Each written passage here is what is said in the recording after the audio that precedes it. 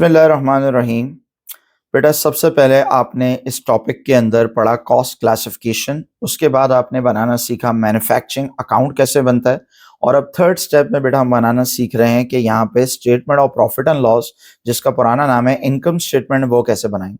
तो अगर आपने कॉस्ट क्लासिफिकेशन और मैन्युफैक्चरिंग अकाउंट की वीडियोस नहीं देखी तो आई वुड हाईली रिकमेंड कि पहले आप वो वॉच करें, वरना फिर ये समझना आपके लिए इतना इफेक्टिव नहीं होगा। तो बेटा आप आ जाते हैं, आपको पता है प्रॉफिट एंड लॉस हमेशा कितने कॉलम से बनाते हैं बेटा? 2 कॉलम से बनाते हैं। सबसे पहले ओनर का नाम, फिर statement of profit and loss, सही है, फिर फॉर द ईयर एंडेड, सही है। पुराना नाम है इनकम स्टेटमेंट, सही, और बेहतर है अब नया नाम यूज करें statement of profit and loss. सबसे पहले क्या आता है बेटा? सही, सबसे पहले आता है हमारे पास सेल्स या रेवेन्यू। क्या आता है भाई? सेल्स या रेवेन्यू। अच्छा, एक बात आप ख्याल रखना है कि अब जो हम बेटा मैन्युफैक्चरिंग अकाउंट जो पहले हमने पढ़ा वो हम बनाते थे फैक्ट्री के लिए। किसके लिए बनाते थे? फैक्ट्री के लिए। लेकिन अब जो हम बना रहे हैं बेटा प्रॉफिट एंड लॉस, वो फैक्ट्री के लिए नहीं बना रहे, वो आउटलेट के लिए बना रहे हैं। किसके लिए बना रहे हैं? आउटलेट। तो ऐसे सोचे कि भाई वो जो मैन्युफैक्चरिंग अकाउंट हमने पहले पढ़ा था वो एप्पल की फैक्ट्री के लिए बना रहे थे। हम ये देखना चाह रहे थे कि एप्पल की फैक्ट्री को या आईफोन्स या आईपैड जो है वो कितने के पड़े। लेकिन अब हम एप्पल स्टोर की बना रहे हैं प्रॉफिट एंड लॉस, और हम देख रहे हैं एप्पल स्टोर ने जो इस बार आईफोन्स और आईपॉड वगैरह बेचे हैं, तो आईपैड वगैरह बेचे हैं, तो उस पे कितना उन्होंने जो है वो प्रॉफिट कमाया। तो प्रॉफिट एंड लॉस हम किसका बना रहे हैं बेटा? ट्रेडिंग का बना रहे हैं, सही है। तो बेटा सबसे पहले सेल्स आएगी कि जितने हमने आईफोन्स बेचे, सही है, जितने यूनिट बेचे मल्टीप्लाई बाय सेलिंग प्राइस, वो सेल्स होती है। नॉर्मली हमें रेवेन्यू गिवन होता है, सही है। 2 कॉलम्स जो हम बनाते हैं बेटा, ये डेबिट क्रेडिट नहीं होता, सिर्फ प्रेजेंटेशन के लिए 2 कॉलम्स बनाते हैं। सेल्स में से बेटा आपको पता है सेल्स रिटर्न माइनस करेंगे, जिसको रिटर्न इनवर्ड भी कहते हैं, कि ये आईफोन्स किसी वजह से फॉल्टी थे, वापस आ गए। सेल्स में से सेल्स रिटर्न माइनस कर दिया, ये आ गया नेट सेल्स, सही है। इसको नेट सेल लिखने की जरूरत नहीं है, लेकिन ये कैलकुलेट कर लिया करो, कभी कभार एग्जामिनर जो है वो इसका मार्क देता है और इनका नहीं देता। फिर उसके बाद बेटा क्या आता है? Less cost of sale. ये बचपन से पढ़ते हुए आ रहे हैं। सबसे पहले क्या आती है? Opening inventory. अच्छा, अगर आपको याद हो जो प्रीवियस हमारा वो था लेसन मैन्युफैक्चरिंग अकाउंट, उसमें हमने बात की थी कि मैन्युफैक्चरिंग वाला जो सेटअप होता है उसमें 3 तरह की इन्वेंट्री आती है बेटा। एक रॉ मटेरियल आती है, एक वर्क इन प्रोग्रेस आती है, और एक फिनिश गुड्स आती है। तो बेटा जो मैन्युफैक्चरिंग अकाउंट हम बना रहे थे उसमें हमने इन्वेंट्री ली थी पहले रॉ मटेरियल की, जब हम रॉ मटेरियल कंज्यूम निकाल रहे थे। फिर एंड में जब हम प्रोडक्शन कॉस्ट को फाइनलाइज कर रहे थे तो हमने वर्क इन प्रोग्रेस ली। लेकिन अब ये प्रोडक्ट बेटा ना तो रॉ मटेरियल फॉर्म में, ना इनकम्प्लीट गुड्स के फॉर्म में, अब ये कंप्लीटेड हो चुकी है। क्योंकि भाई एप्पल स्टोर में, सही है, स्क्रूज नहीं आ रहे होंगे कि भाई खुद बैठ के अपना आईफोन बना लो, DIY, डू इट योरसेल्फ, ऐसा नहीं होगा। एप्पल स्टोर में जब आईफोन पहुंचेगा तो बिल्कुल ब्रांड न्यू तैयार डब्बा पैक पहुंचेगा, सही है। तो अब यहाँ जो ओपनिंग और क्लोजिंग इन्वेंट्री आएगी बेटा, ये किसकी आएगी? ये फिनिश गुड्स की आएगी। किसकी आएगी सर? फिनिश गुड्स की। यहाँ ओपनिंग क्लोजिंग आएगी फिनिश गुड्स की। ओपनिंग इन्वेंट्री फिनिश गुड्स की हो गई। जैसे हम नॉर्मली करते हैं ना ऐड परचेज, यहाँ पे बेटा परचेज भी आ सकता है, लेकिन एक और चीज जो जरूरी आएगी यहाँ पे, वो आएगी प्रोडक्शन कॉस्ट। ये प्रोडक्शन कॉस्ट बेटा कहाँ से आएगी? ये हमने पार्ट ए से निकाल ली होगी। जब आपने मैन्युफैक्चरिंग अकाउंट बनाना सीखा था तो इससे हमने प्रोडक्शन कॉस्ट निकाली होगी। तो अगर तो हमें दोनों चीजें बनानी है तो पहले हम ये बनाएंगे और ये प्रोडक्शन कॉस्ट लेकर जाएंगे प्रॉफिट एंड लॉस। ये भी हो सकता है बेटा कि उससे वो आपसे प्रॉफिट एंड लॉस बनवाए, तो फिर वो प्रोडक्शन या मैन्युफैक्चरिंग कॉस्ट या फैक्ट्री कॉस्ट वो आपको पहले ही बता देगा। अगर वो बता देगा तो बेटा यहाँ पे आप प्रोडक्शन कॉस्ट ये वाली ले लें, सही है। ये पार्ट ए से उठा ली। सर यहाँ क्या परचेज नहीं आएगा? परचेज भी आ सकता है बेटा। अगर परचेज होगा फिनिश गुड्स का तो वो भी हम ये लिखेंगे। अब सवाल ये आता है सर अगर हम यहाँ पे गुड्स प्रोड्यूस कर रहे हैं तो हम परचेज क्यों कर रहे हैं? बेटा जैसे मैं आपको एग्जांपल दे देता हूँ। एग्जांपल ये एप्पल स्टोर है, तो ज़्यादातर चीज़ें 95% या 90% प्रोडक्ट्स तो एप्पल की होंगी। लेकिन ये भी हो सकता है भाई कि एप्पल वालों ने बोला कि हम जो है वो कुछ कस्टमर्स ऐसे आ जाते हैं जो कि सैमसंग यूज़र हैं या कोई और जो है वो ब्रांड यूज़ कर रहे हैं। तो अब वो फॉर एग्जांपल हमसे जो है वो कोई थर्ड पार्टी प्रोडक्ट्स मांग रहे हैं। जैसे वो कह रहे हैं यार एंड्रॉयड वाला चार्जर हमें चाहिए।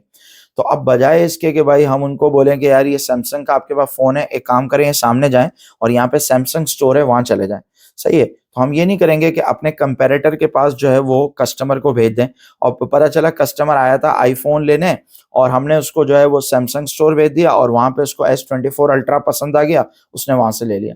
तो कंपनी इसको काउंटर करने के लिए करेगी कि कुछ कॉमन प्रोडक्ट्स हैं, भले वो थर्ड पार्टी हैं, वो एप्पल की नहीं है, सही है, हो सकता है वो भी सेल करना शुरू कर दें, सही है।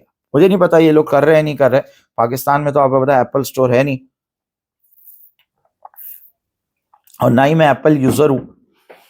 तो बात यह है कि मैं एक मिसाल अपनी बनाई है मैंने, कि अगर एप्पल स्टोर में कुछ जो है वो सैमसंग के चार्जर वगैरह मिल रहे हैं या थर्ड पार्टी मिल रहे हैं, सही है, तो ये कहलाएगा परचेज ऑफ फिनिश गुड। सही है, ये वो चीजें बेटा जो हम क्या कर रहे हैं, प्रोड्यूस कर रहे हैं एप्पल की प्रोडक्ट्स, और ये वो प्रोडक्ट्स हैं जो कि थर्ड पार्टी हम कहीं और से परचेज करें। बहुत कम सवालों में परचेज ऑफ फिनिश गुड्स दिया हुआ होगा, अगर दिया होगा तो आप लिख देंगे, अगर नहीं दिया हुआ तो उससे प्रोडक्शन कॉस्ट आएगी। यहाँ प्रोडक्शन कॉस्ट तो लाजमी होगा ही होगा।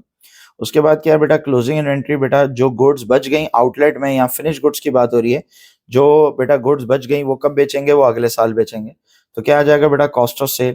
आपको पता है कॉस्ट ऑफ सेल हम दो दफा लिखते हैं बेटा, एक हेडिंग के तौर पे और एक फाइनल आंसर के सामने। सेल्स में से कॉस्ट ऑफ सेल माइनस करते हैं तो क्या आ जाता है बेटा, ग्रॉस प्रॉफिट। तो अगर आप देखें ग्रॉस प्रॉफिट के बाद आ जाता है ऐड अदर इनकम, या बचपन में पढ़ चुके हैं, रेंट रिसीव या रेंट रिसीवेबल, बात एक ही है। कमीशन रिसीव या कमीशन रिसीवेबल, या डिस्काउंट रिसीव, या decrease in provision for doubtful debt, या बैड डेट रिकवर्ड, या गेन ऑन डिस्पोजल, ये सारी चीजें आ जाती हैं अदर इनकम। सर अभी तक नई चीज क्या है, बचपन से हम पढ़ते हुए आ रहे हैं सोल ट्रेडर की प्रॉफिट एंड लॉस या इनकम स्टेटमेंट। सिर्फ एक नई चीज अभी तक आई है कि यहाँ पे प्रोडक्शन कॉस्ट आ रही है जो कि नॉर्मली नहीं आती। यहाँ पे एक नई चीज आई है अभी तक। एक और नई चीज बेटा यहाँ पे ये है कि जब हम एक्सपेंसेस माइनस करते हैं, यहाँ पे एक्सपेंसेस को एक्सपेंसेस नहीं कहते बल्कि क्या कहते हैं, एक्सपेंसेस को कहते हैं नॉन प्रोडक्शन ओवरहेड। क्या कहते हैं सर, नॉन प्रोडक्शन ओवरहेड या नॉन फैक्ट्री ओवरहेड या नॉन मैन्युफैक्चरिंग ओवरहेड, बात एक ही है। तो जितने भी बेटा एक्सपेंसेस होंगे उसको हम क्या नाम देंगे, नॉन प्रोडक्शन ओवरहेड। जब हम बेटा कॉस्ट क्लासिफिकेशन पढ़ रहे थे, सही है, तो उस वक्त हमने सीखा था कि cost can be of two types, it can be production cost और नॉन प्रोडक्शन कॉस्ट। तो जितनी भी बेटा नॉन प्रोडक्शन कॉस्ट होती है, जो ड्यूरिंग प्रोडक्शन नहीं लग रही, बिफोर या आफ्टर प्रोडक्शन लग रही है, फैक्ट्री फ्लोर पे नहीं लग रही, प्रोडक्ट को बनाने में नहीं लग रही, आउटसाइड फैक्ट्री लग रही है, सपोर्ट एक्टिविटीज में लग रही है, सही है, अदर देन मेकिंग जो कॉस्ट है वो सारी इधर आ जाएंगी। जैसे रेंट है बेटा, यहाँ पे फैक्ट्री का नहीं आएगा, रेंट और इंश्योरेंस ऑफिस का आएगा। तो जब हम मैन्युफैक्चरिंग अकाउंट बना रहे थे तो हमने ये देखा था कि अगर वो बता रहा है कि भाई 75% रेंट जो है वो फैक्ट्री का है, इसका मतलब जो रिमेनिंग 25% रेंट है वो किसका है, वो आउटलेट का है। ऐसे ही अगर 75% इंश्योरेंस फैक्ट्री का था तो 25% जो इंश्योरेंस कॉस्ट है वो किसकी है, एप्पल स्टोर को इंश्योर करने के लिए।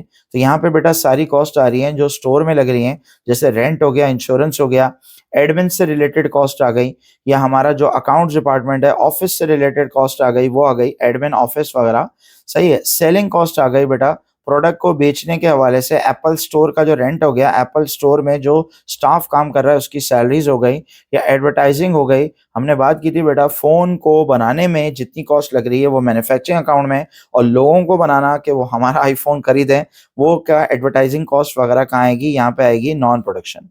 और क्या कॉस्ट आ सकती है सर, बैड डेट, सही, जिसका नया नाम है इररिकवरेबल डेट। सही, अगर कोई कस्टमर है उसको हमने क्रेडिट पे गुड्स बेची, वो भाग गया पैसे लेके, तो वो इररिकवरेबल डेट। ऐसे अगर डाउट बढ़ जाएगा, increase in provision for doubtful debt, तो वो भी यहाँ पे आ जाएगा। प्रोविजन का मैं अक्सर बताता हूँ, प्रोविजन फॉर डाउटफुल डेट के लिए अब एग्जामिनर नया नया वर्ड यूज कर रहा है, प्रोविजन की जगह वर्ड यूज कर रहा है अलाउंस। अलाउंस मतलब अलाउ कर रहा है, और डाउटफुल डेट के लिए वर्ड यूज कर रहा है इररिकवरेबल डेट। तो अलाउंस फॉर इररिकवरेबल डेट बोले, इसका मतलब प्रोविजन फॉर डाउटफुल डेट। सही, तो डाउट बढ़ गया तो आपको पता है एक्सपेंसेस में आता है, और अगर डाउट कम हो जाता है तो वो कहाँ जाता है, अदर इनकम में आता है। बाकी सब सेम है बेटा। फाइनेंस कॉस्ट यहाँ पे आ जाएगी। फाइनेंस कॉस्ट क्या होता है बेटा, लोन का इंटरेस्ट, या अगर कंपनी है तो डिबेंचर का इंटरेस्ट। फिर डिप्रिसिएशन, सर हमने पहले बात की थी कि अगर डिप्रिसिएशन हो फैक्ट्री के एसेट्स की, फैक्ट्री की प्लांट एंड मशीनरी की, तो वो आएगी मैन्युफैक्चरिंग अकाउंट में। लेकिन अगर डिप्रिसिएशन है ऑफिस के एसेट्स की, या सेल्स से रिलेटेड, सेल्स आउटलेट का कोई एसेट है, सेल्समैन की गाड़ी, तो बेटा जितने भी ऑफिस या एडमिन से रिलेटेड जो एसेट हैं उनकी डिप्रिसिएशन यहाँ पे आएगी प्रॉफिट एंड लॉस।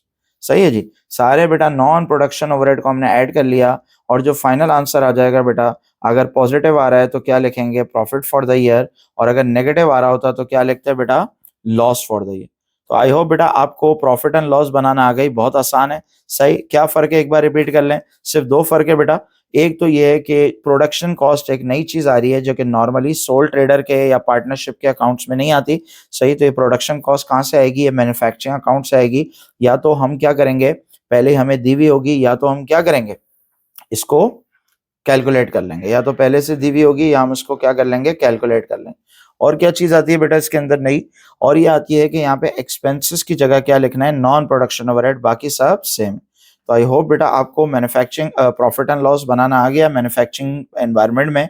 अब बेटा इसका जो लास्ट लेसन है वो हम देखेंगे और वो हमने बनानी होगी स्टेटमेंट ऑफ फाइनेंशियल पोजीशन।